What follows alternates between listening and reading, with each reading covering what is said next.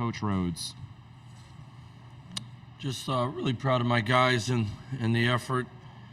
We didn't, I think, particularly play very well today, but man, we just kept fighting and giving ourselves a chance to win the game, and we just I think we fought the game at times today, but we just hung in there, and I just commend the group that was in late in the game trying to find a way to win the game. We just came up short, and it's that time of the year where guys make plays, and you got to live with it. So just I loved our effort. I loved how these guys were trying to find a way to win the game. We just didn't, and credit to Indiana. Questions for Ace and Puff on the right-hand side, front row. For both of you guys, how would you sum up how this season has gone compared to maybe considering everything that how this year started with all the uncertainty, how it went for you, and where are you sort of at with what's next for each of you? Puff, you start, then Ace. Never like ending a season on a loss, and that's what happened today. So it's just, it hurts, and it's just something that you need to build on and you need to learn on, and as a program we can learn on, and all the losses we had this year is always just a learning piece, and there's never a time where you can't learn from your mistakes. Ace. Like Puff said, it hurts end of the season with a loss, and also they picked us last for the preseason, and I think we did pretty well. Go in the second row. For both of you, have you guys made any decisions about whether you are going to come back and help kind of lead the team again? Ace.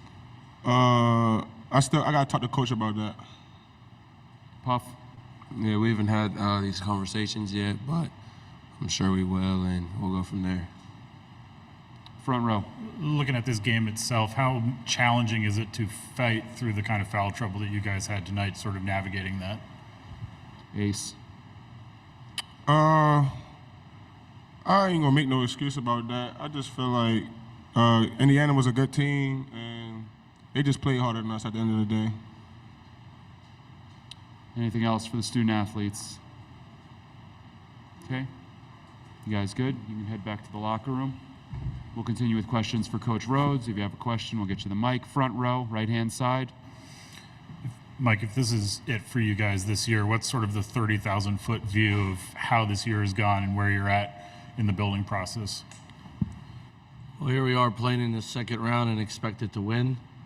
I think a lot of people didn't think we'd win any games. I think one time they said we were going to lose 17 in a row. And, you know, the best thing about that is outside of our locker room, all the other noise doesn't matter. So I think our guys, my view, with a wide lens, there's a lot of things that help put that foundation of our program down that we can build on.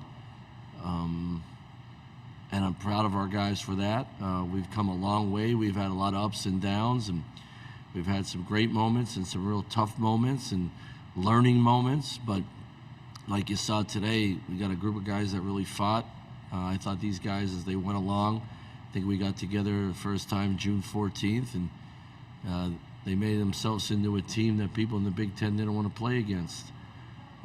And in today's world, that's hard to do very quickly. So, you know, I'm proud of our guys that way. Just disappointed today in how we played. It's that time of the year. You just got to find a way to scrap a win out, and we just didn't do it. Second row. Coach Demetrius Lilly, he gave good minutes out on the court when he did. Who did? Demetrius Lilly. Yeah. He gave good minutes, but towards the end when Wahab fouled out, you opted to use Raquan Mitchell. Meach couldn't go. He was hurt. He was hurt? Yeah. All right. So with that small ball look, what was your idea of trying to contain Khalil Ware, especially with that zone defense you threw out? Well, we went zone, and honestly, they didn't throw it into him right away and just isolate him. So that sort of, you know, helped us a little bit, try to keep our defense a little bit tighter, especially because they weren't, you know, making a bunch of threes. And I thought Puff was playing well. I thought Puff was rebounding well. He had 8 rebounds today. I thought he was battling, so we put him at the 5.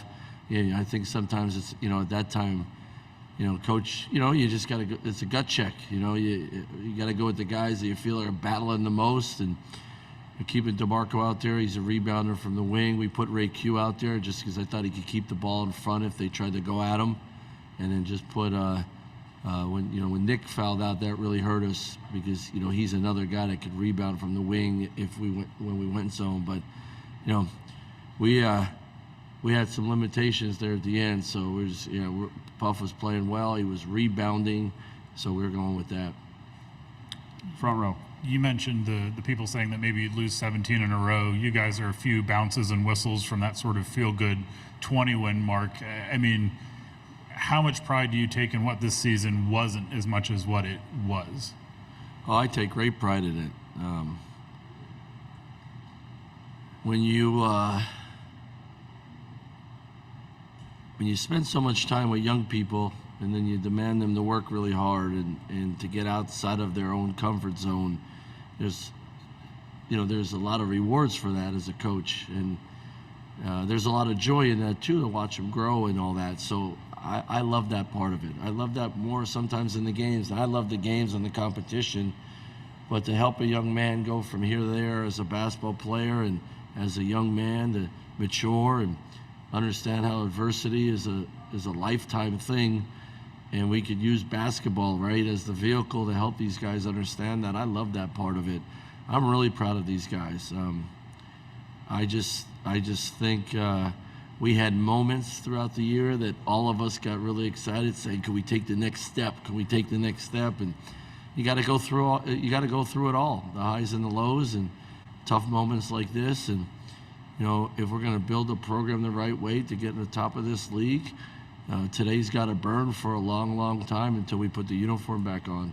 And you got to live in the gym. And as a coaching staff, we got to get better. And how can we get our guys bigger, stronger, faster, and better players? And how can we go out and get the right pieces to make us better? So, just all these experiences we had this year built some foundation for us.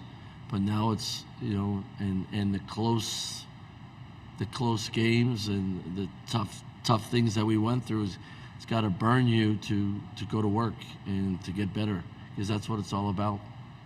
Obviously, Puff and Ace have some decisions to make. What you do next will be dictated a lot by those decisions. Obviously, tonight's not the night to have that conversation, but what is sort of the timeline? Yeah, for we've had some conversations, but task at hand. That's the most important thing. Let's be where our feet are, and I'm always going to do what's best for the young men, not what's best for me. These parents give their sons to us.